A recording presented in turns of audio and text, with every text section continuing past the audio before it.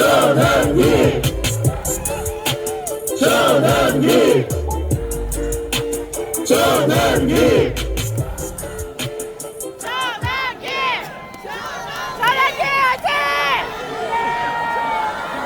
다시 한번 뜨거운 박수 부탁드립니다.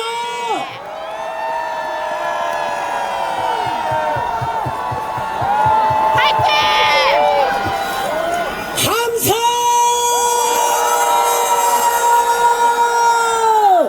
다시 한번 함성!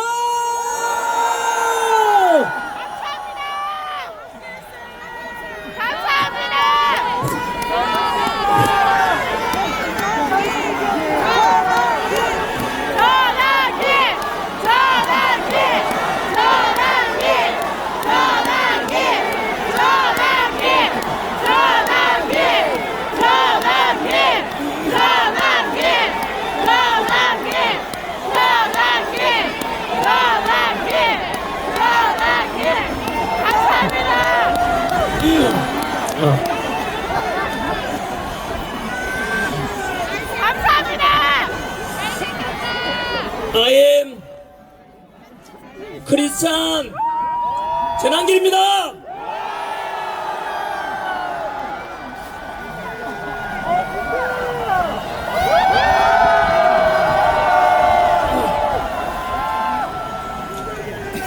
저는 오늘 제가 믿는 하나님의 말씀이 담긴 성경책에 손을 얹고 기도하는 마음으로 시작하겠습니다. 저는 하나님을 사랑합니다. 그리고 자유민주주의 대한민국을 사랑합니다. 이렇게 기독교든 가톨릭이든 불교든 종교의 자유가 있고 표현의 자유가 있고 오늘 이 자리처럼 100만 명이 함께 모여서 마음껏 우리 대통령은 윤석열, 대한민국 대통령은 윤석열 대통령 탄핵을 반대한다. 즉시 석방하라 라고 마음껏 외칠 수 있는 우리 자유민주주의 대한민국이 너무 좋지 않습니까, 여러분? 맞습니다. 먼저 감사의 인사를 드립니다. 오늘 영하의 차가운 날씨소에도 불구하고 전국 방방곡곡에서 저 국가와 국민은 안중에도 없는 민주당의 악법 폭주와 29번의 탄핵 폭주로 인해 행정부가 마비되고 국가 시스템이 마비되고 결국 대한민국이 침몰할지도 모른다는 이 위기감 속에서 우리 윤석열 대통령을 석방시키고 직무복귀를 시키자. 그래서 다시 대한민국을 살려내자. 그래서 우리 자식 세대들에게 법치와 공정과 상식이 존중되는 자유민주주의와 함께 더 살기 좋은 대한민국을 물려줘야 한다는 애국심 하나로 이렇게 동대구역 광장과 주변 도로까지 가득 채워주신 100만 애국시민 여러분 고맙습니다.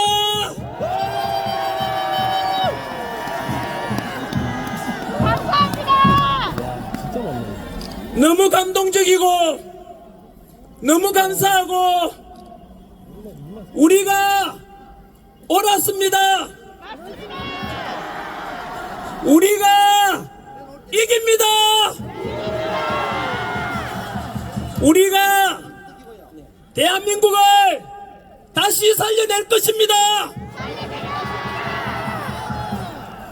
이곳에 모인 여러분들이 윤석열 대통령을 다시 살려내고 자유민주주의를 다시 살려내고 대한민국을 다시 살려내신 역사의 주인공들이십니다. 맞습니다.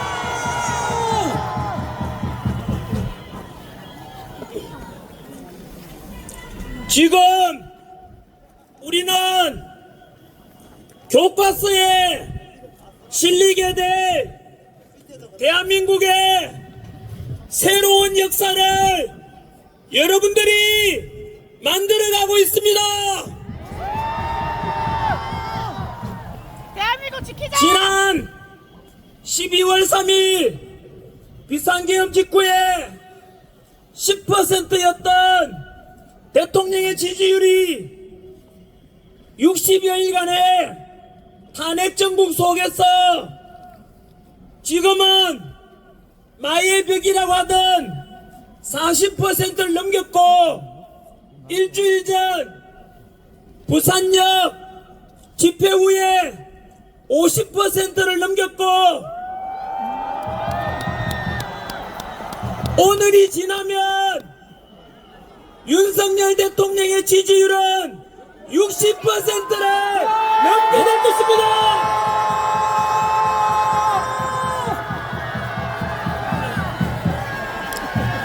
이것은 거대 야당의 입법 폭주와 무려 29차례의 탄핵, 또 탄핵과 일방적인 정부 예산 삭감을 통한 행정부를 마비시키고자 하는 저 민주당의 검은 실체를 알아버렸고 법치와 공정을 모두 무너뜨려가면서 대통령 불법 체포와 형평성에 어긋난 야당 대표는 불구속 수사하고 우리 대통령은 구속 수사를 보면서 민주당은 지금의 이 위기 속에서 국가와 국민은 안중에도 없고 나라가 망하든지 말든지 오직 자신들의 권력 욕심뿐이라는 것을 모든 국민들이 알아버렸기 때문일 것입니다. 그래서 야당이 주장하는 대통령의 내란이 아니라 거꾸로 우리 국민이 뽑은 대통령을 탄핵시키고 행정부와 국가 시스템을 모두 마비시키려는 거대 민주당이 바로 내란의 주체라는 것을 모든 국민들이 알아버렸기 때문입니다. 맞습니다. 그래서 대통령은 비상계엄 선포했는데 2030 세대들이 먼저 알아버렸고 이제는 모든 국민들까지도 비상계엄을 계몽령이라고 부르게 된 것입니다.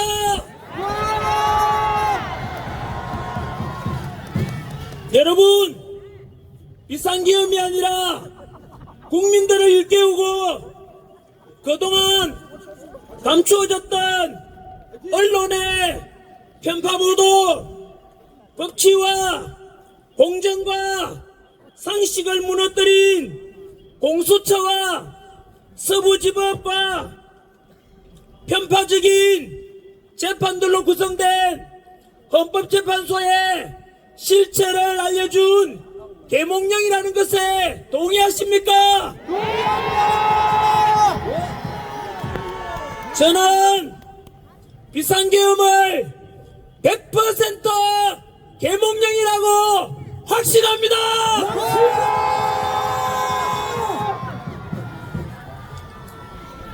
우리만 그런 것이 아니라 대부분의 국민들이 그렇게 계몽령이라고 생각하니까 10% 지지율이었던 우리 대통령의 지지율이 아까 말씀드린 대로 마의 벽 40%를 넘었고 지난주 50%를 넘었고 오늘이 지나면 다시 한 번 더 우리의 이러한 집회가 전 국민에게 알려지고 곧 60%를 넘게 될 것입니다. 결국 계몽령이 옳았고 우리가 옳았고 우리가 이긴 것입니다, 여러분.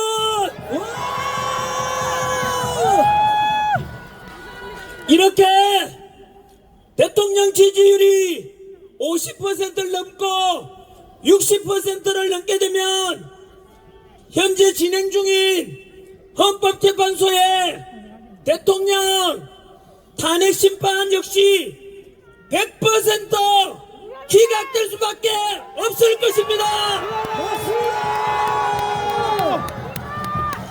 왜냐하면 국민들의 60%가 대통령 적시 석방과 직무복귀를 바라고 있는데 감히 헌법재판관들이 국민의 뜻을 거역할 수는 없기 때문입니다. 맞습니다.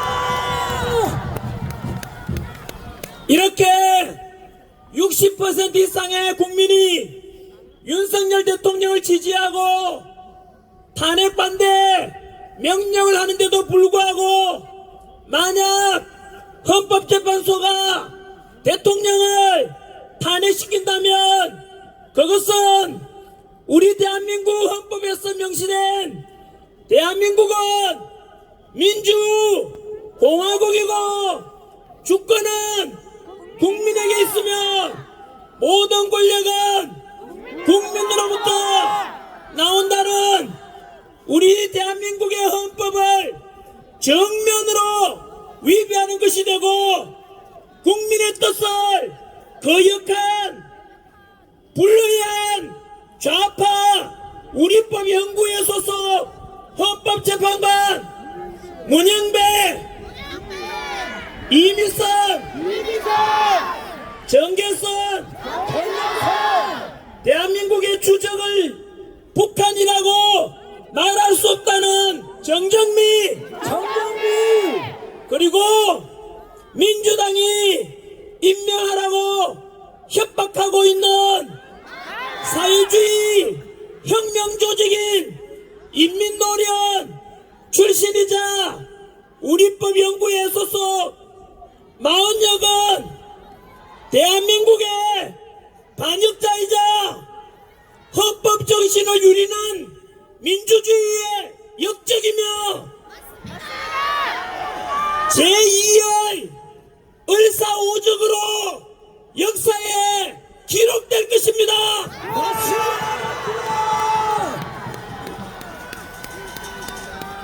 대한민국 우리 기자분들께 부탁 하나 드리겠습니다. 알다시피 지금 대한민국의 언론에 대한 국민들의 신뢰도는 완전히 바닥에 떨어졌고 2030 세대들은 레거시 미디어를 아예 신뢰하지 않는 청년들도 많습니다. 이유가 무엇이겠습니까? 스스로 민주당의 끈앞을 자처하고 민주당의 나팔수 역할을 자처하고 있는 몇몇 방송사와 언론사 때문일 것이고, 그래서 대한민국을 망가뜨리는 부역자 노릇을 하고 2030 세대들이 보기에 차마 부끄러울 정도로 이게 과연 합법적인 방송사인지 합법적인 언론사가 맞나 싶을 정도로 정치적으로 편향된 보도만을 일삼는 그런 언론사들은 만약 이대로 가다가는 결국 국민들로부터 버림받고 문 닫게 될 것을 경고합니다. 맞습니다. 제발 지금이라도 늦지 않았으니 국민의 알 권리, 진실만을 보도한다는 기자 정신에 입각해서 정치적으로 균형된 보도를 요구하며 오늘 우리 동대구역 집회도 제발 더도 말고 덜도 말고 있는 그대로를 정직하게 보도해 주시기를 요구합니다. 요구합니다.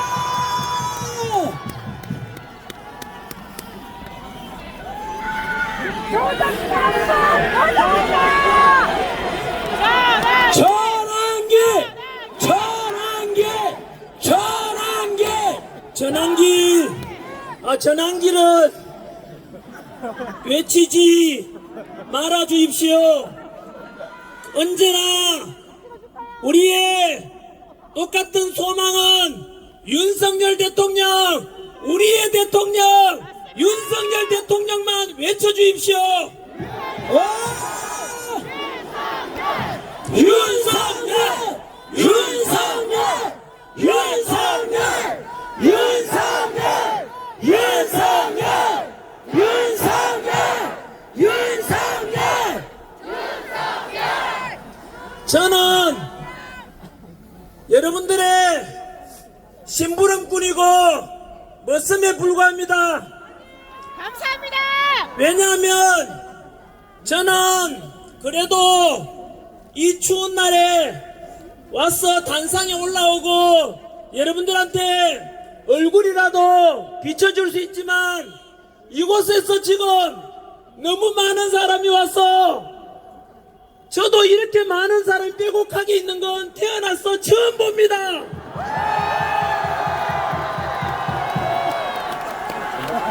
제가 이렇게 둘러보니까 너무 사람들이 빽빽이 이렇게 모여 있어가지고 얼굴도 제대로 안 보이는데, 그럼에도 불구하고 2030 세대도 있고 그리고 4050 6070까지 멀리서 이 대한민국을 살리고자 모여주시고 얼굴 하나 보여주지 않는데도 묵묵히 이 차가운 아스팔트 위에서 대한민국 살리자 외쳐주시는 여러분들이 바로 주인공입니다.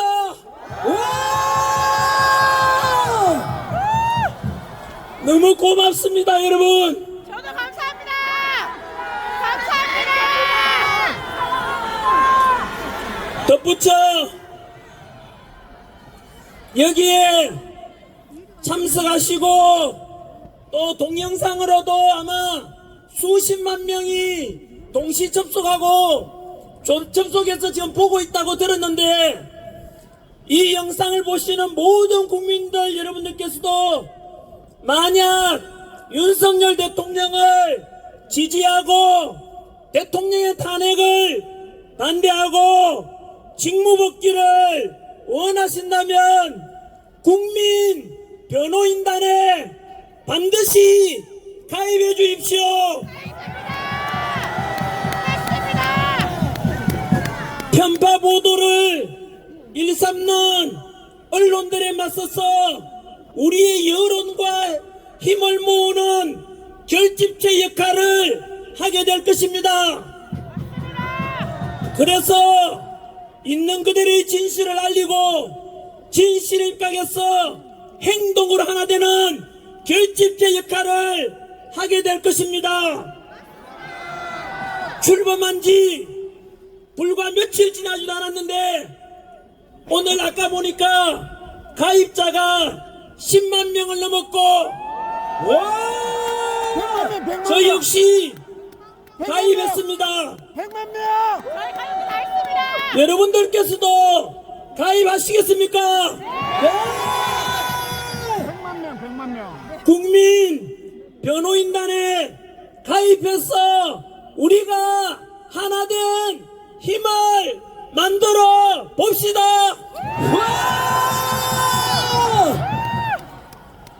그리고 최근 탄핵 찬성 집회보다 반대 집회 인원이 10배, 20배 더 많아지니까 일부 민주당 끈앞을 언론에서는 이러한 탄핵 반대를 분열시키고자 광화문파, 여의도파, 구치소파 이렇게 보도하던데 광화문이든 여의도든 구치소든 대구든 광주든 부산이든 울산이든 세종이든 윤석열 대통령을 탄핵을 반대하고 자유민주주의를 회복시키고 대한민국을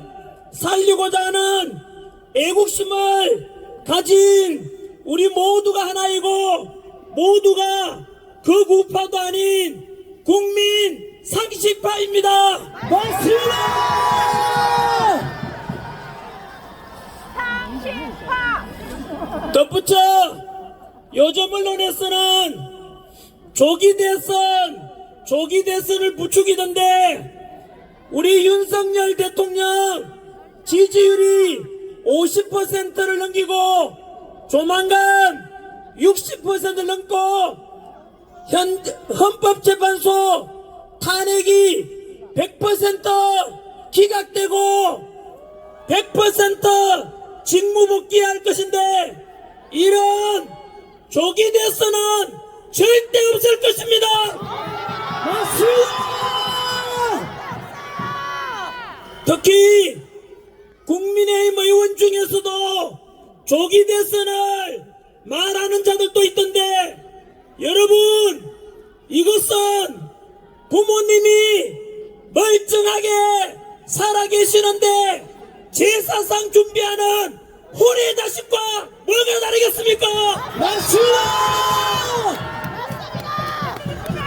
그러니 우리 국민의힘 의원들께서는 비상계엄부터 지금까지 눈치 보면서 머뭇머뭇거렸던 것 모두 용서할 테니 이제부터는 윤석열 대통령 탄핵 반대와 직무복귀에 우리 다 같이 한 목소리를 내어주실 것을 부탁드립니다.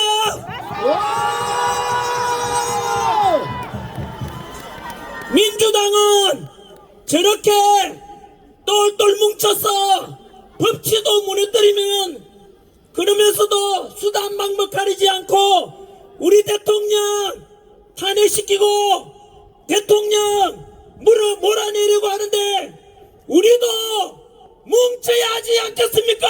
맞습니다.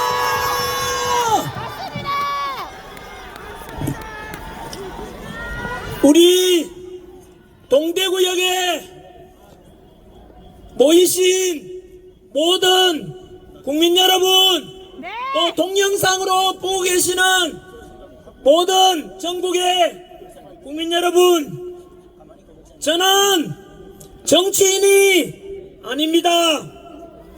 저는 지난 26년간 수능 강의와 공무원 강의를 통해서 2030 세대들을 가르치면서 살아온 그냥 한국사 강사일 뿐입니다. 한국사를 가르치는 강사로서 대한민국을 사랑하고 대한민국 국민으로서 늘 자부심을 가지고 살아가라고 가르쳐 왔습니다. 다들 알다시피 우리는 아픈 역사를 가지고 있습니다. 지난 35년 동안 일제 식민 지배를 받았고 연이어서 300만 이상 희생되는 동족상잔의 비극 6.25 전쟁으로 너무나 큰 고통과 아픔을 겪었습니다. 이렇게 식민 지배와 전쟁으로 전 세계에서 가장 가난했던 나라, 석유 한 방울 안 나고 지하자원 하나 없는 나라가 놀랍게도 현재 세계 198개국 중에서 경제력 12위, 군사력 5위, 제조업 강국 5위, 국력은 일본을 누르고 6위에 올랐습니다. 드디어 일본을 이겼습니다. 지난해 수출액은 6,800억 달러로서 사상 최고치를 경신하였고 이 어려운 세계 경제 정세 속에서도 지난해 국제무역 수지는 500억 달러 흑자를 기록했습니다. 이런 위대한 대한민국 국민으로서 자랑스럽지 않습니까? 맞습니다. 우리 국민 정말 대단하지 않습니까, 여러분? 맞습니다. 이렇게 세계에서 가장 가난했던 나라에서 일본을 누르고 국력 6위에 오를 수 있었던 것은 바로 당신께서는 못 먹고 못 입고 못 누리고 오직 국가와 자식 세대를 위해 먹여 살리려고 불철주야 희생하고 헌신하신 우리 부모님 세대, 할아버지 할머니 세대 땀과 노력 덕분 아니겠습니까? 맞습니다. 우리 2030 세대 여러분, 그리고 저와 같은 4050 세대 여러분 모두 같은 마음으로 자식들 위해서 헌신해 주신, 그래서 지금의 대한민국을 이만큼 먹고 살게 해주신 부모님들, 할아버지 할머니께 감사의 뜻으로 크게 감사합니다. 함성 한번 질러주십시오.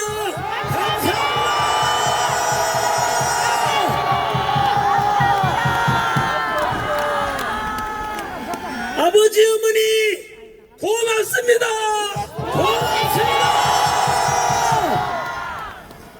그리고 지금까지 태극기 들고 성조기 들고 오직 대한민국과 든든한 한미동맹을 위해서 애써주셨던 어르신분들께 그동안 좀 삐딱하게 봤던 것을 사과드리고 용서를 구합니다.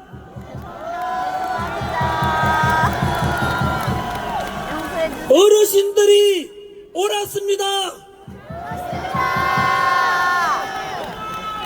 어르신들의 이러한 행동하신 우리 연세 드시고 성족이 벌럭이고 태극기 벌럭이며 해주신 덕분에 지금 우리가 있으니 이제는 오늘도 돌아보시면 2030 세대가 제일 많습니다.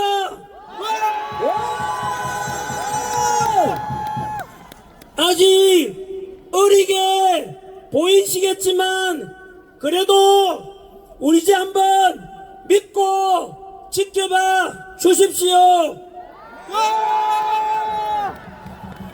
우리 2030 세대들 오늘 보다시피 너무나 믿음직스럽고 너무나 든든하지 않습니까? 맞습니다.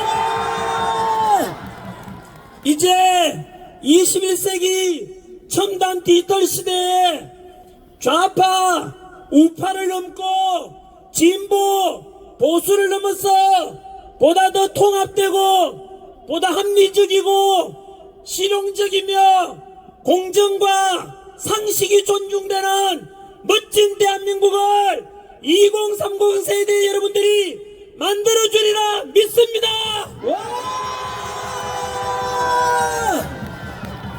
바로 이겁니다.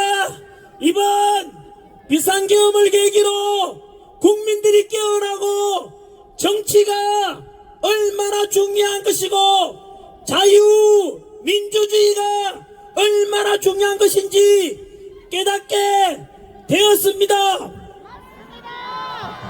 이제는 앞으로 좌우 갈등을 넘고 지역 갈등을 넘고 세대 간 갈등을 넘고 남녀 갈등을 넘고 노사 간의 갈등을 넘어 우리 국민 대한민국 국민들은 모두가 하나 되어야만 합니다.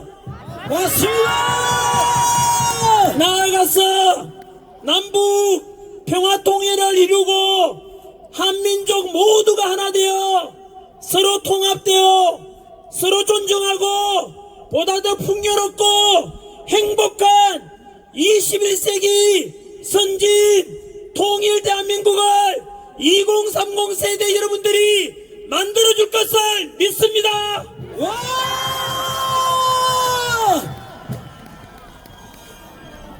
그리고 우리가 1945년 8.15 광복 이후 가장 가난했던 나라가 세계 국력 6위 선진 자유민주주의를 실행하기까지는 훌륭한 지도자와 동시에 독재에 맞서 민주화를 외친 민주화 운동의 열사분들의 희생 덕분이니 그런 분들께도 감사하는 마음을 가져야 할 것입니다.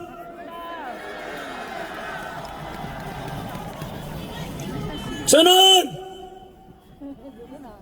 물 좀 마시고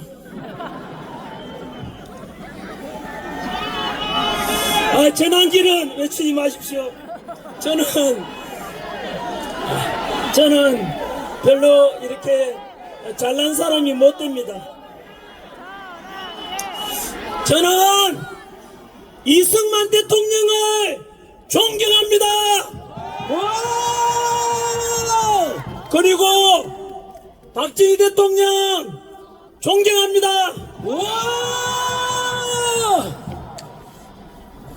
YS와 DJ의 민주화운동 해오신 것에 대해서도 감사하다는 말씀을 드립니다.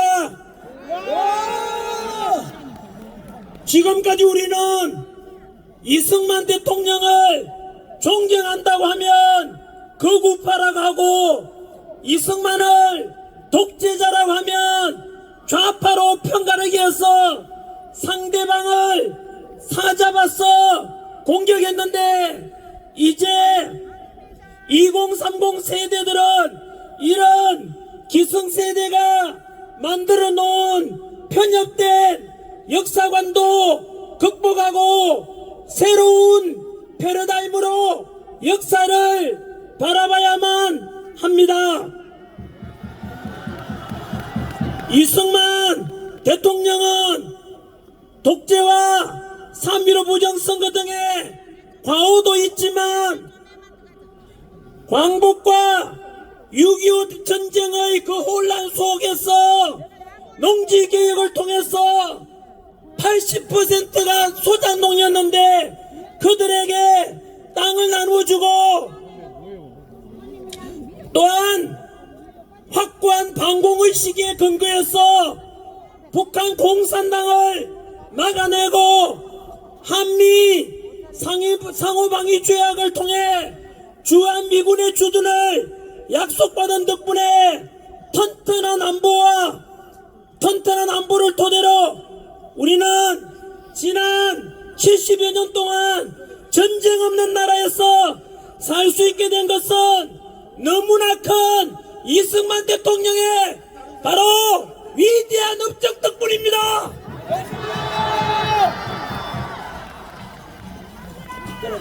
이렇게 역사는 시대정신에 입각해서 공과 과를 균형있게 볼 수 있는 안목이 필요한 것입니다.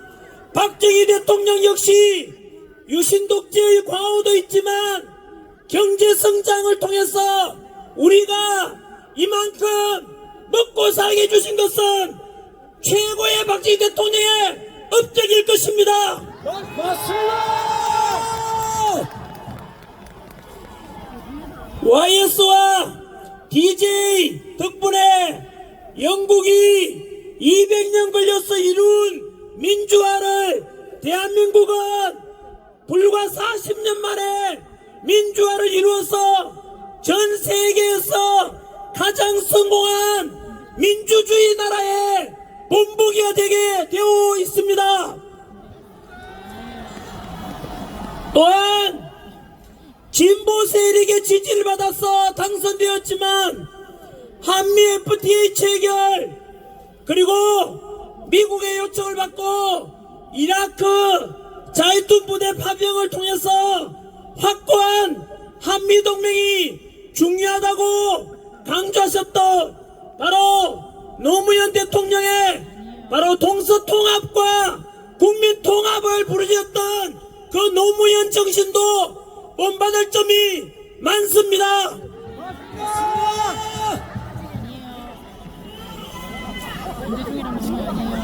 사실 전한길도 노산모 출신입니다. 소탈했고 서민적이었던 노무현 대통령이 저 역시 가난한 농부의 아들로 태어나서 살아왔던 덕분인지 그런 인간적인 면이 참으로 좋았습니다. 그러나 문재인 정부 때 들어서서 문재인 정부의 많은 참모들 때문에 못난 참모들 때문에 그렇으리라 생각합니다만은 바로 문재인 정부 때 너무나 안타깝게도 갈라치기 하는 정책들을 보고 너무 실망했습니다. 그것은 노무현 대통령의 동서통합 정신과는 정면으로 위배되는 최악이었습니다. 뿐만 아니라 내로남불의 조국 사태와 같은 위선적인 진보 세력의 모습 속에서 이것은 너무나 진보 세력들이 해서는 안 될 짓이라고 저는 크게 실망하였습니다. 맞습니다. 조국이나 그에 따른 적어도 그런 나쁜 짓을 했으면 염치가 있다면 반성하는 것을 보여야 되는데 그렇지 못한 모습을 보고 너무나 실망스러웠습니다. 뿐만 아니라 민주당 내에서 강경파가 집권 후에 이들은 조선시대로 치면은 신진 4대부 세력이 조선 건국하고 권력을 잡고 훈구파가 되어서 도덕성도 타락하고 그리고 법도 다 어기고 너무나 부패한 민주당이 되었다는 것을 저는 보고 너무 실망했습니다. 실체 실체입니다. 민주당 대표를 지낸 이낙연 전 총리가 이야기하기를 민주당 내에서 41%가 전과자고 민주화 운동과 노동 운동을 제외하고도 무려 16%가 범죄자라고 합니다. 민주당 실체입니다. 뿐만 아니고 얼마 전에 민주당에서는 국민의힘에서 제안한 간첩법 개정을 하자고 했는데 막판에 가서 간첩법 개정을 반대하였습니다. 저는 이것을 보고 경악을 금치 못했습니다. 도대체 민주당은 대한민국 정당이 맞는지 의심스러웠습니다. 맞습니다.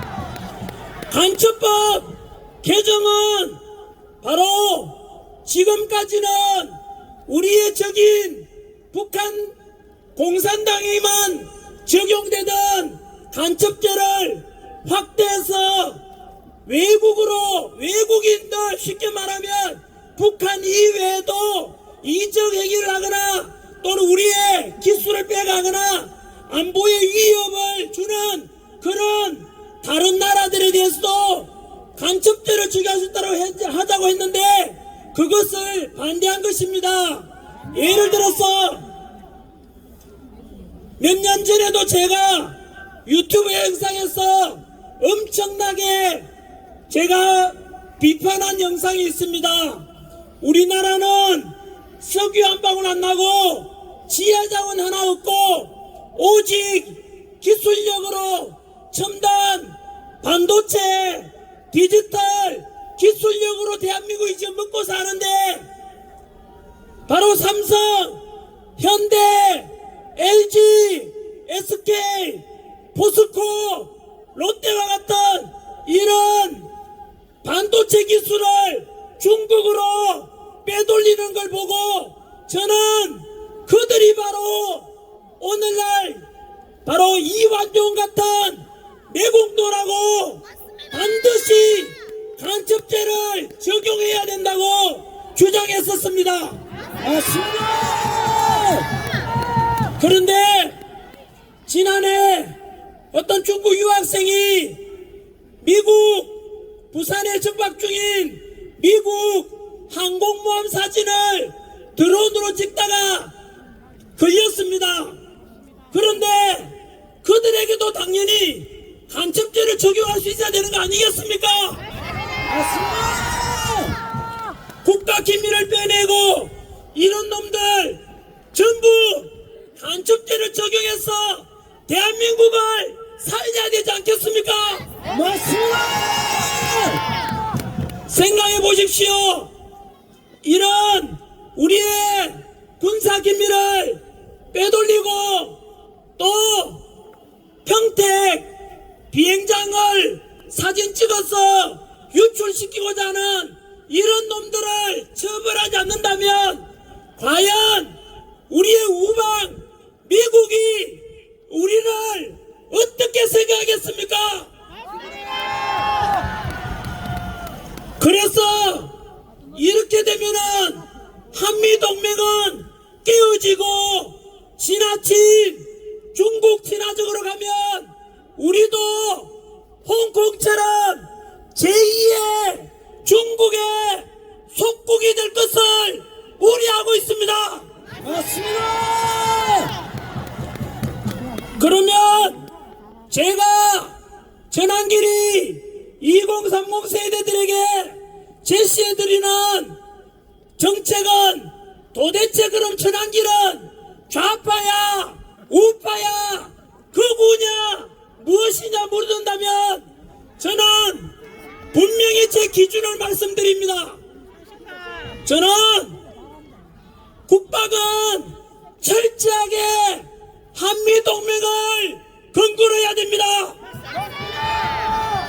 맞습니다. 지난 70여 년간 전쟁 없이 우리가 평화를 지키며 살아왔던 것은 온전히 주한미군과 미국의 우방과 함께 왔기 때문입니다.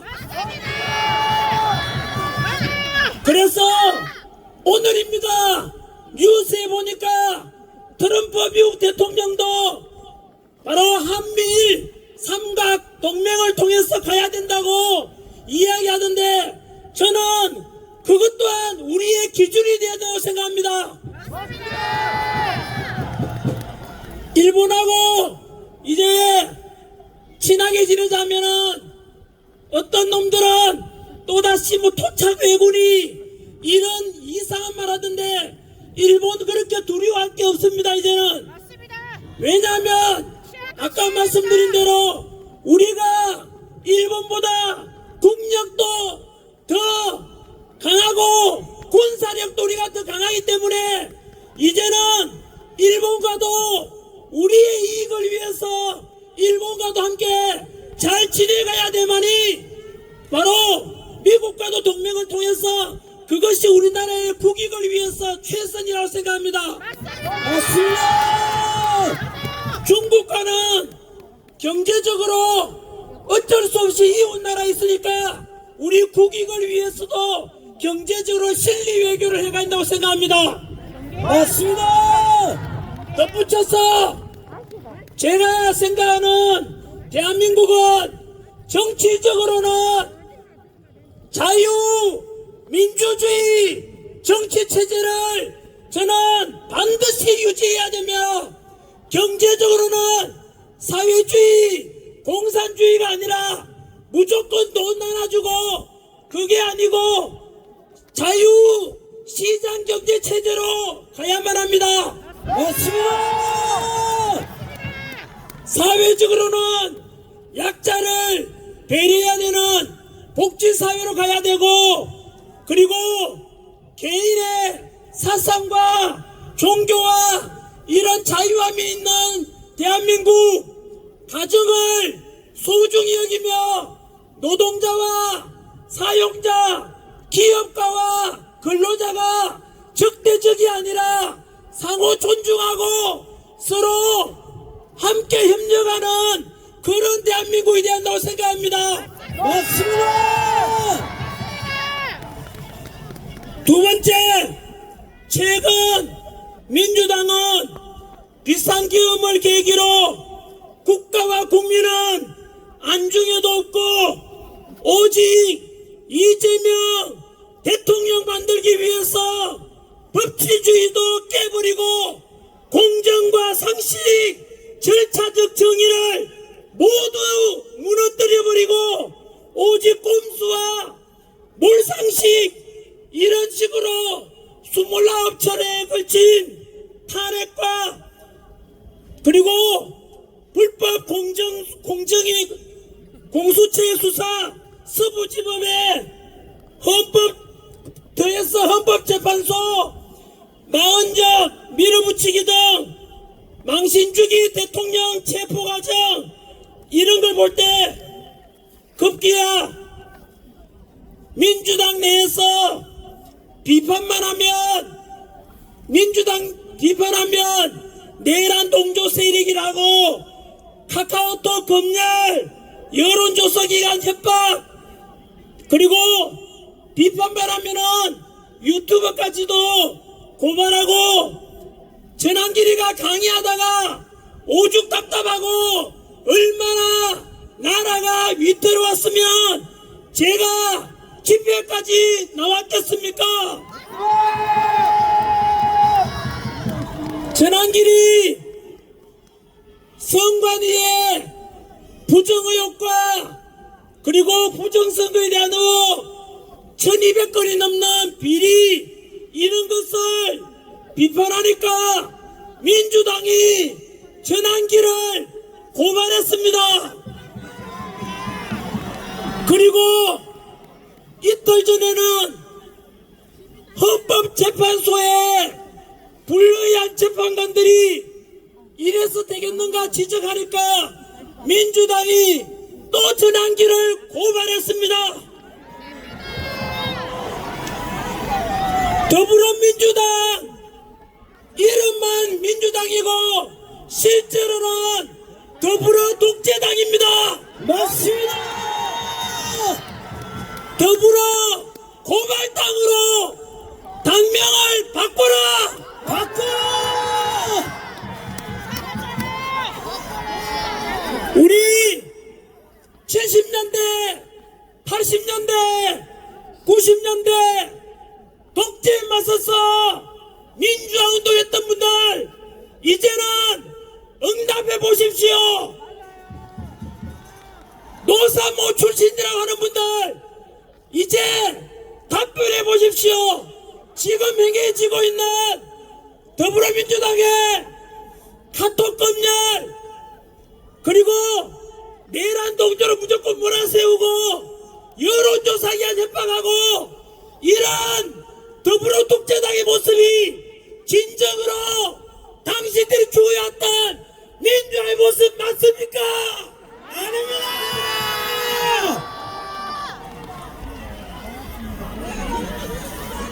전환기는 지금이나 예나 언제나 고정되어 있는 국민 상식파라고 생각하고 살아왔습니다. 그런데 민주당이 최근에 와서 너무 왼쪽으로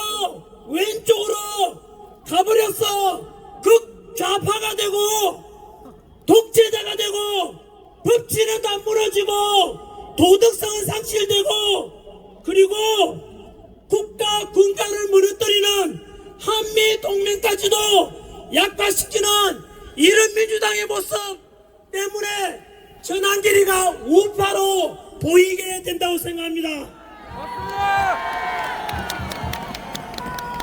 자, 이제는 오늘 드릴 전환길의 메시지 중에서 가장 중요한 메시지를 두 가지 전하도록 하겠습니다.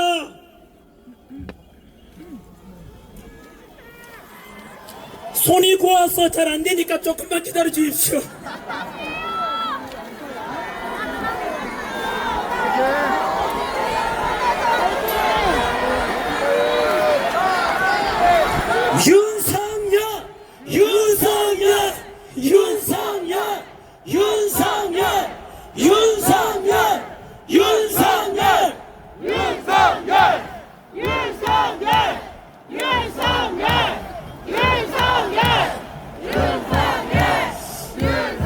오늘 지금 옆에 앞뒤로 돌아보면 발 디딜 틈 없이 우리 동대구역 광장 그리고 옆에 도로까지 너무나 많은 애국 시민들이 모여서 대통령 지지율도 계속해서 올라가고 있지만 사실상 우리가 샴페인을 터뜨리기에는 이럽니다.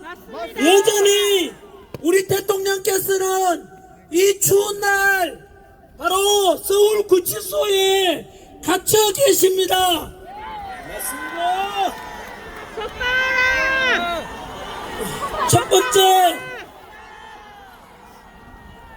야당에서는 비상계엄 직후부터 윤석열 대통령에 대해서 내란 수괴라고 하면서 언론을 동원하고 현수막 내걸고 선동하여 국회에서 탄핵을 시키고 현재 내란죄와 헌법재판소에서 탄핵 심리 중에 있습니다.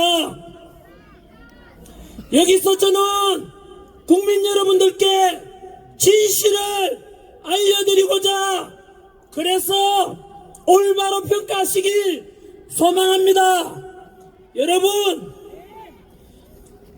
윤석열 대통령이 비상계엄을 선포할 때는 저도 역시 반대했습니다. 비판했었습니다마는 그 뒤로 비상계엄의 전후 과정과 지금까지 드러난 실체를 알고 보니 비상계엄은 도저히 참다 못한 대통령께서 아시다시피 민주당의 29차례 탄핵과 그리고 일방적인 정부의 예산 삭감 짧게만 한번 말씀드리겠습니다마는 29분의 우리 현대사에서 우리 헌정사에서 볼 수 없는 그런 29분의 탄핵이라는 것은 행정부를 마비시키고자 하는 것입니다.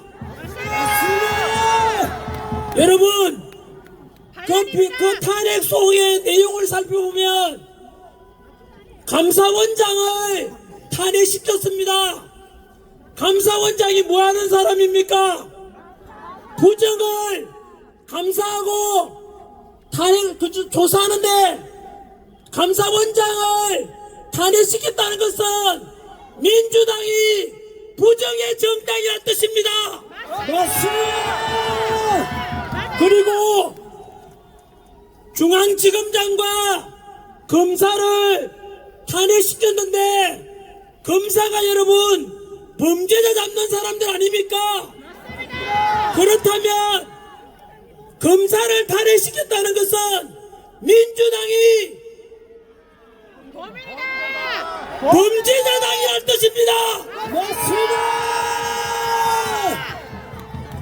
뿐만 아니고 아시다시피 일방적으로 정부의 예산 삭감 내용을 보면 경악을 금치 못하지 않습니까?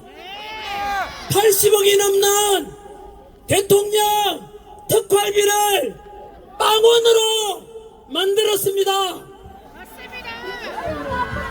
또 범죄자 조사라는 검사 특활비 500억 원도 역시 빵원으로 만들었습니다. 그 말은 검사들 범죄자 잡지 말라는 뜻입니다. 그리고 30억 원에 넘는 경찰들의 치안 비용 특활비 역시 빵원으로 만들었습니다. 우리 여기서 우리 시민의 안전을 지켜주고 계시는 수많은 고마우신 경찰 여러분들, 여러분들의 치안 마약 수사 도둑놈 잡는데 그 비용을 민주당이 없애버렸습니다.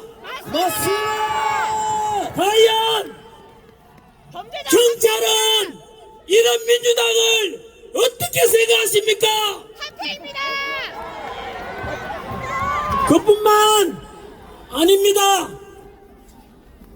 제가 군부대 강연도 많이 가는데 가보면 초급 간부들 요즘 사기가 너무 많이 떨어졌습니다. 병장 월급 200만 원 올려주니까 당연히 평생 국가와 국민을 위해서 헌신하겠다는 그 지급 군인들 너무나 사기 떨어져 있는데 사기 좀 올려드리려고 처우 개선비를 100억여 원 만들어놨는데 그 예산도 삭감해버렸습니다. 맞습니다. 도대체 민주당은 검찰, 경찰, 우리 안보 지켜주는 군인들에게 과연 이 나라를 지키란 뜻입니까? 망가뜨리려고 하는 것입니까? 망가뜨리는 것입니다. 이렇게 민주당이 해왔던 저질렀던 폐악질들을 대통령께서는 우리보다 먼저 알게 된 것입니다. 여러분 생각 한번 해보십시오.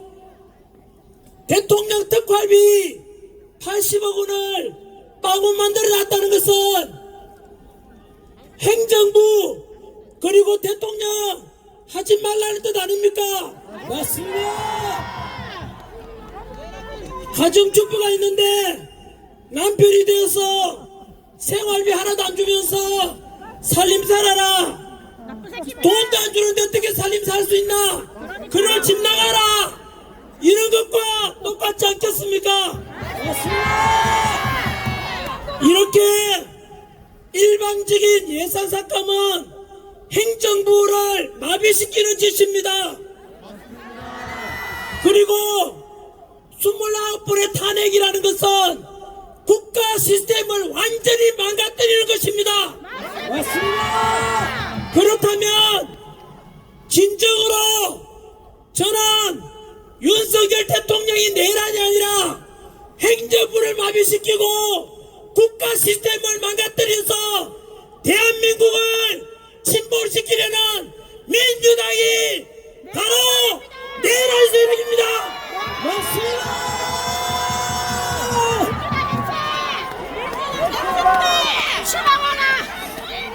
저는 윤석열 대통령에 대해서 내란죄라고 선동하는 야당에게 절대로 윤석열 대통령이 내란죄가 아니라는 것을 말씀드리고자 합니다. 첫 번째는 제가 역사를 가르치는데 역사적으로 대통령이 내란 일으킨 경우는 한 번도 없습니다. 맞습니다. 두 번째, 5.16 군사정변 때 동원된 군대가 3만 5천 명이었고 서울의 봄 영화에 나오는 12.12 사태 때 신군부가 동원한 군대가 2만여 명이었습니다. 그런데 12.3 비상계엄 때 국회에 동원된 군대가 몇 명인지 아십니까? 기껏해서 280명이 국회로 들어갔습니다. 여러분 생각해 한번 해보십시오. 5.16 군사정변보다 12.12 사태 때보다 100분의 1밖에 안 되는 군사 280명으로서 국회를 장악한다는 게 말이 되겠습니까? 안 됩니다. 뿐만 아니라 실제로 여의도 국회의사당 가보면은 굉장히 넓습니다. 국회의원 숫자만 해도 300명이나 되는데 기껏 280명으로 국회를 장악하고 헌정을 중단시킨다는 게 말이 되지 않습니다. 맞습니다. 거기다가 국회를 점거하려고 하고 말 안 들으면 강압적으로 실탄도 지급돼야 될 건데 전혀 현장 투입된 군인들에게 실탄이 지급되지 않았습니다.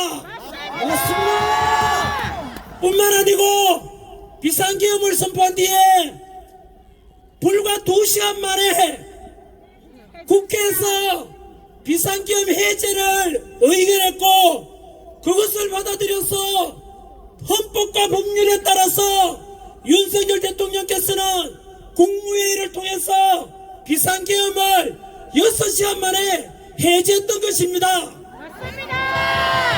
그래서 여러분 내란이라고 말하는데 그때 부상자 사망자 한 명이라도 있습니까?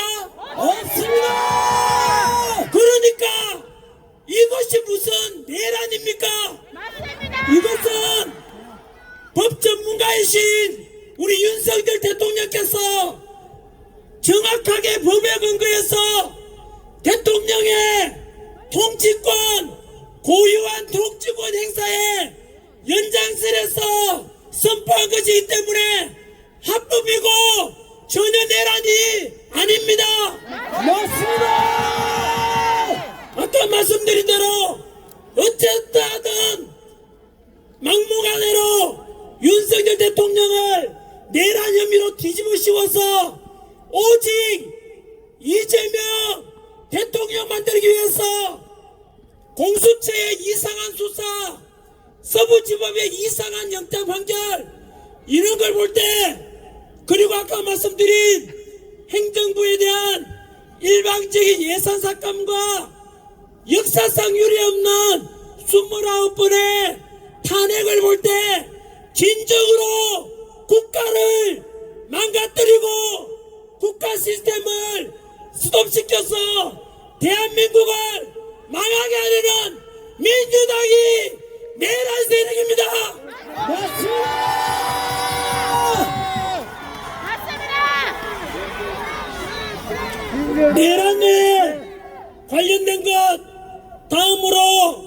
더 중요한 것 하나 말씀드리겠습니다. 지금은 헌법재판소의 시간입니다. 아시다시피 헌법재판소는 반드시 탄핵이 기각이 될 것입니다. 맞습니다. 국민의 지지율이, 대통령에 대한 지지율이 50%를 넘었고, 그리고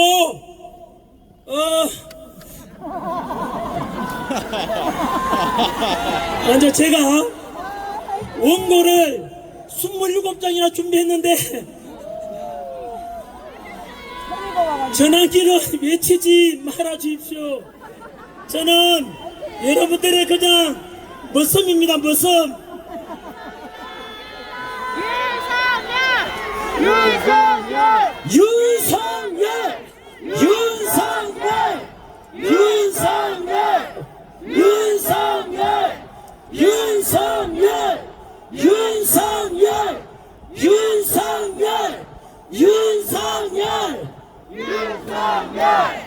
윤석열! 윤석열! 윤석열! 윤석열! 윤석열! 여러분,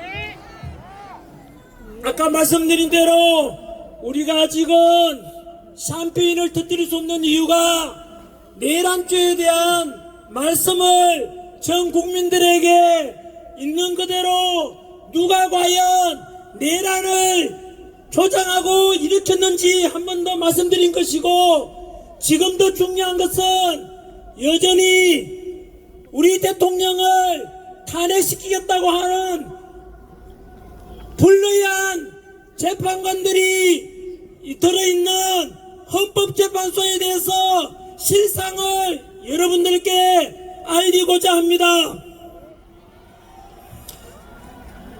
감사합니다. 헌법재판소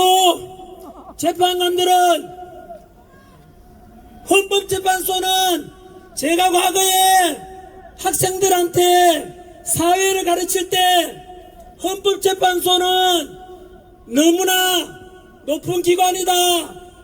법에도 계급이 있는데 헌법, 법률, 명령, 조례, 규칙 중에서 제일 높은 것이 헌법인데, 그 헌법을 심판하고 위헌정당을 심판하고 권한쟁의를 심판하고 국민들의 헌법 소원을 심판하고 심지어 대통령까지도 탄핵 심판하는 곳이 헌법재판소다. 그래서 그 헌법재판소는 독립기관으로서 그 소속 헌법재판관들은 너무나 훌륭하고 너무나 공정하고 오직 헌법과 법률과 양심에 따라서 판결하고 심판할 것이라고 믿어왔고 그렇게 가르쳤는데 저는 속았습니다. 여러분, 모든 국민들이 헌법재판소에 대해서 속았습니다. 이럴 줄은 몰랐습니다.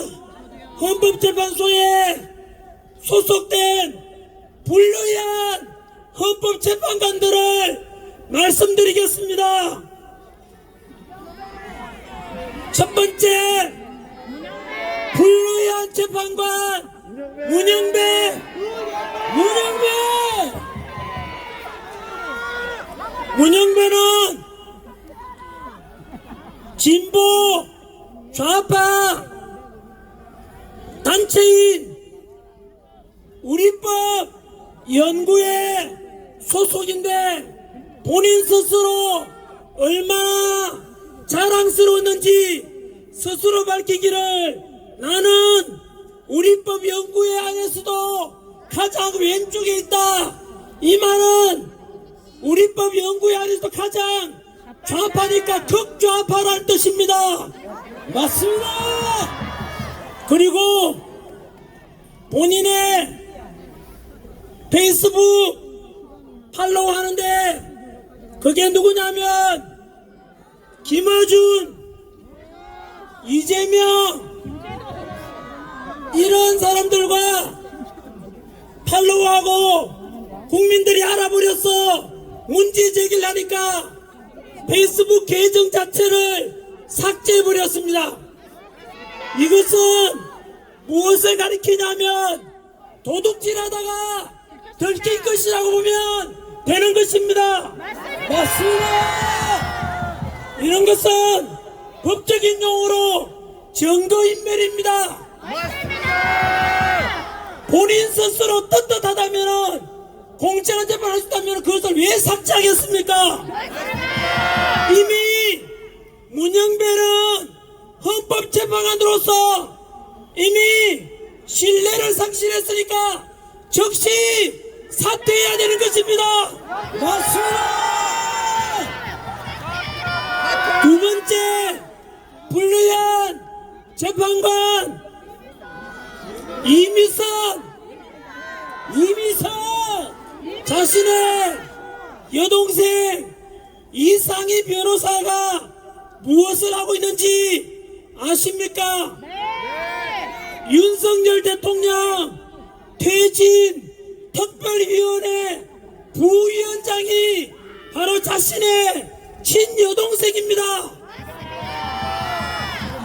여러분, 자신의 친여동생은 윤석열 대통령 퇴진을 주장하는데 언니가 되어서 어떻게 대통령 탄핵 심판하는데 공정하다고 믿을 사람이 세상에 유치원생만 되어도 그것은 공정하지 못하다고 판단하지 않겠습니까?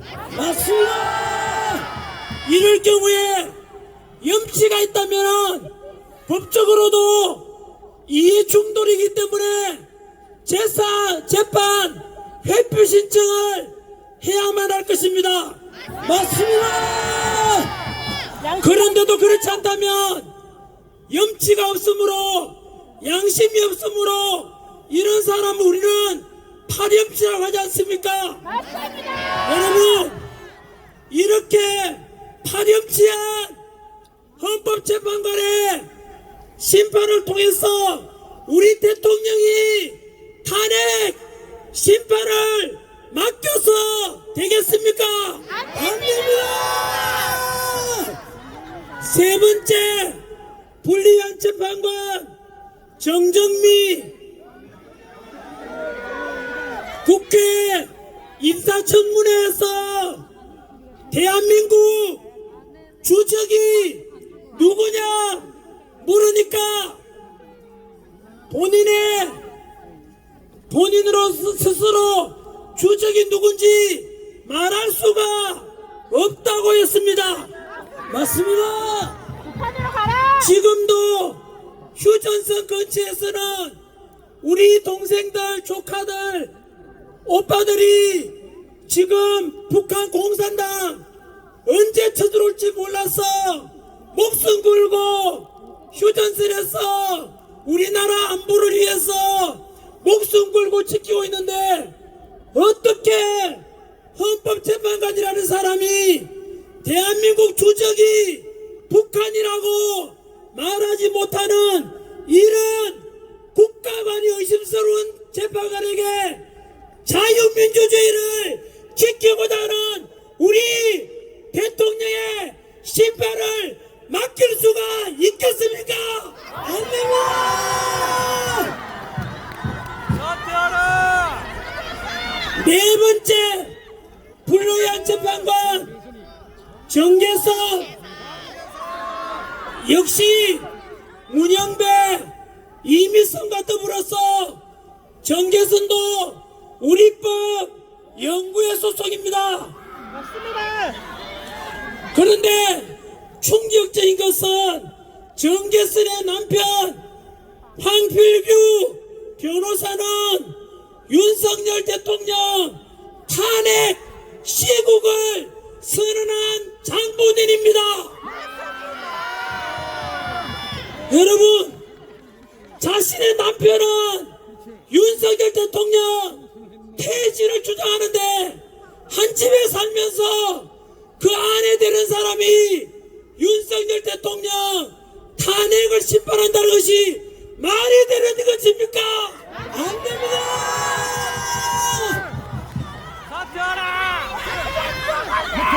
마지막 5번째, 민주당에서 막무가내로 우리 최 대행께 무조건 임명하라고 협박하고 있는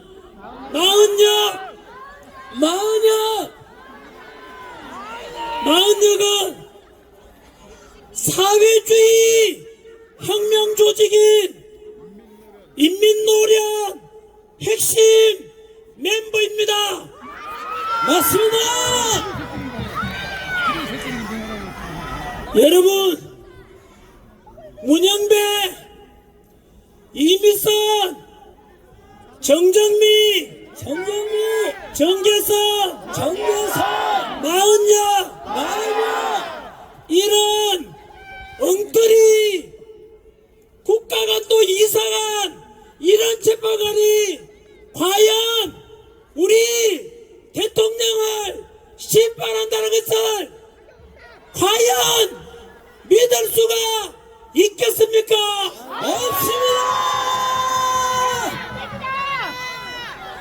집에 가라!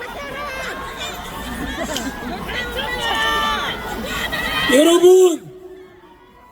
헌법재판소에 대해서, 헌법재판관에 대해서 우리는 제대로 알고 있어야 되고, 이런 불리한 재판관 5명 반드시 기억하고 절대로 이들에 의해서 우리 대통령이 탄핵 심판될 줄을 절대로 관망해서는 안 될 것입니다. 맞습니다. 절대 안 됩니다. 만약에 현재 우리 대통령 지지율이 50% 넘고 60%가 넘어가는데 만약에 이들이 탄핵 심판 인용한다면 아까 말씀드린 대로 대한민국 민주공화국의 주권을 가진 우리 국민의 요구를 거절하는 것은 이것은 민주주의를 정면으로 위배하는 역적이 될 것입니다. 맞습니다.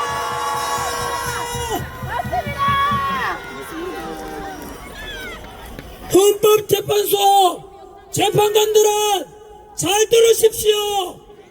여기 모인 국민들의 외침과 목소리를 들으십시오. 만약에 탄핵 심판 인용을 한다면 제2의 을사 오적이 될 것입니다. 맞습니다.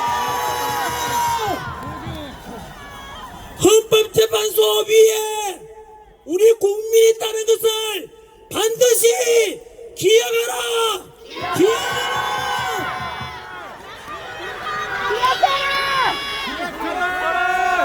만약에 그럼에도 불구하고 헌법재판관들이 탄핵 인용한다면 우리 국민혁명이 일어날 것임을 명심하라. 명심하라.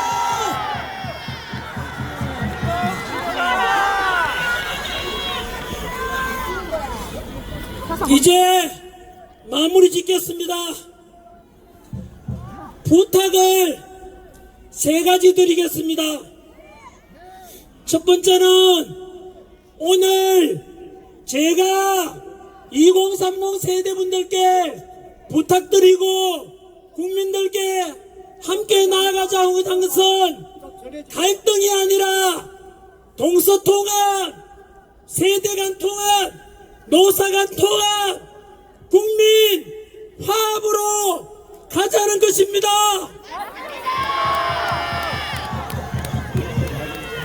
두 번째, 민주당도 다시 국민의 지지를 얻고자 한다면 간첩법 개정에 찬성하고 확고한 한미동맹만이 대한민국의 안보와 평화를 지킨다는 것을 명심하고 이제 더 이상 표현의 자유를 막고 카카오톡 검열하고 무조건 고발 더불어 고발당 더불어 독재당 이런 모습이 계속되면 영원히 국민들로부터 버림받고 세상에서 사라지게 될 것이니 다시 민주당이 원래 가졌던 그나마 양심으로 있다면은 얘네들은 공산당입니다. 나는 공산당입니다. 민주당 의원들 볼 들리십니까? 7, 80년대 민주화 운동했던 분들 답변하십시오. 지금의 민주당은 민주화를 만들었고 독재와 그리고 부도덕과 오직 더불어 고발발이 남아있습니다. 맞습니다. 민주당 공산당. 세 번째 부탁드리고 싶은 것은 우리 가족들에게 부탁을 좀 드리고 싶습니다. 사실은 저는 몰랐는데 저희 아들이 광화문에 가서 탄핵반대 집회에 먼저 나갔다는 것을 알게 되었습니다.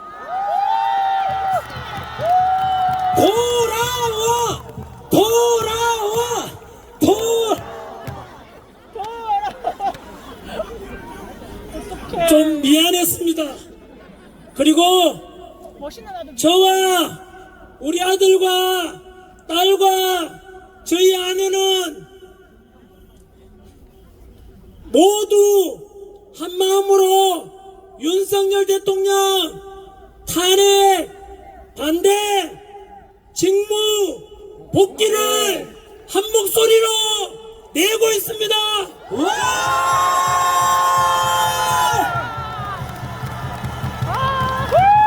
그런데 제가 존경받고 돈 잘 벌고 이런 학원 강의하다가 갑자기 뭐 이런 목소리 내니까 신변 위협도 받고 이래서 그러니까 저희 아내가 이제 그만해라 라고 하는데 제가 약속을 했거든요. 집회는 오늘 동대구, 다음 주에 광주, 그리고 대전, 마지막 3일절 날 서울 이렇게 가기로 했고 그거는 약속된 거니까 그까지 하고 그 다음 방송활동 가서 목소리 내는 것은 다음 주 수요일까지만 해라 라고 해서 진작에 약속을 했는데 사실 이 자리에 저희 아내와 아들과 딸이 와 있습니다.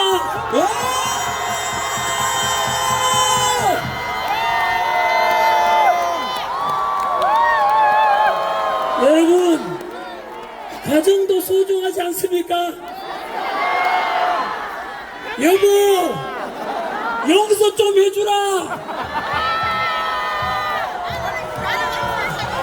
우리 윤석열 대통령 탄핵 기각시키고 직무복귀해서 우리 대한민국을 살려내고 국가 시스템이 정상화될 때까지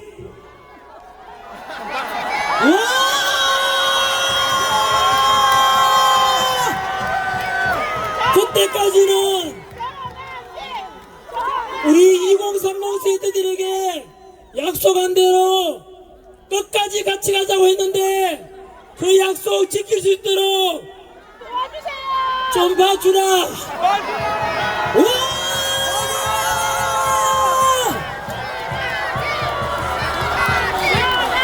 향수리 향수리 향수리 향수리 향수리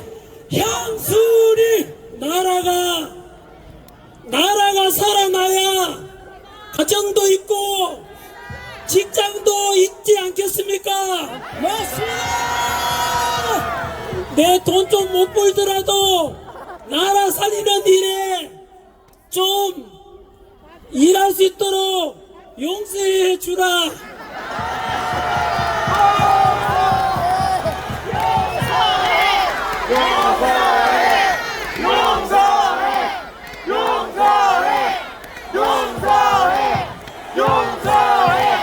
감사합니다. 여러분, 이번 주에 동대구 모임이고 다음 주는 광주입니다. 아마 이 자리는 지난주 부산에 계시다가 이 자리에 또 오신 분들도 계실 겁니다. 오늘 대구에 오신 분들, 우리 윤석열 대통령 복귀시키는 방법이 두 가지가 있습니다. 바로 헌법재판소 재판관들의 불의한 재판관들에게 지지 않고 우리가 이길 수 있도록 탄핵 기각시키는 것이 첫 번째 방법이고, 맞습니다. 두 번째는 오늘처럼 춥고 차가운 날씨에도 이렇게 많이 참석해서 직접 민주주의의 그 모습, 집회를 통해서, 시위를 통해서 우리 목소리를 내부해서 불의한 재판관들이 본인 스스로 이러다가 내가 진짜 을사오직이 되겠구나 각인시키는 방법이, 그 방법이 비결입니다. 맞습니다. 이렇게 한 목소리 내물에서 윤석열 대통령 지지율을 무조건 50% 넘었으니까 60%, 70% 올라가면 절대로 탄핵은 불가능합니다.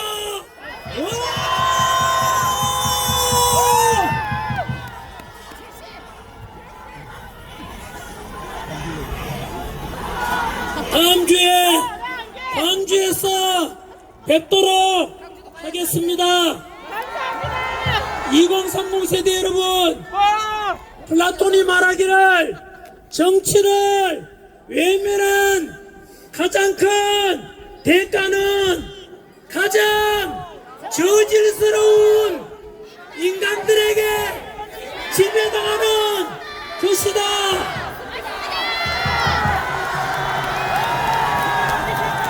행동하지 않는 양심은 악의 편이다.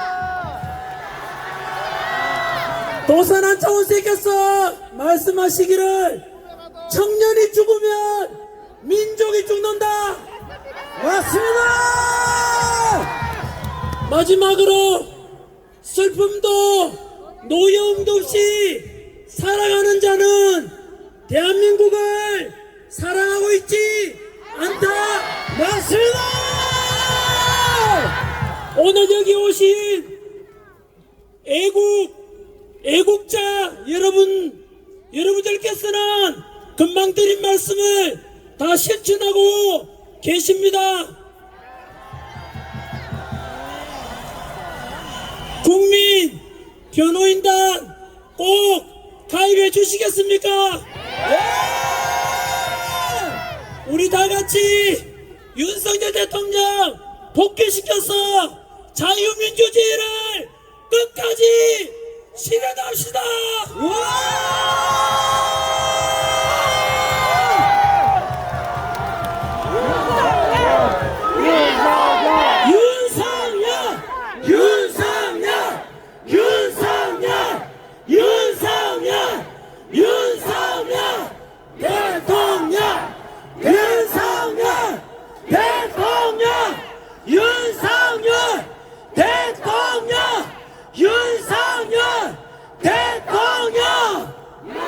우리 뜨거운 마음으로 애국가 같이 제창하겠습니다. 도해물과 백두산이 나를 떠나요.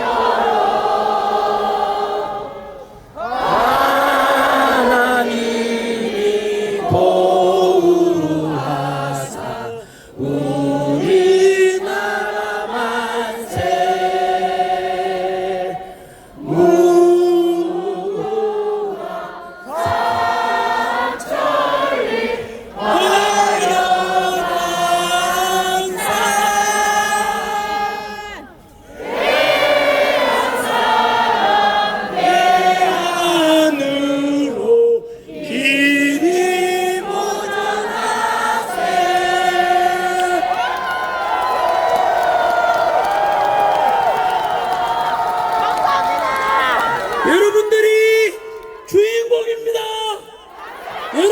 저희 애국자입니다.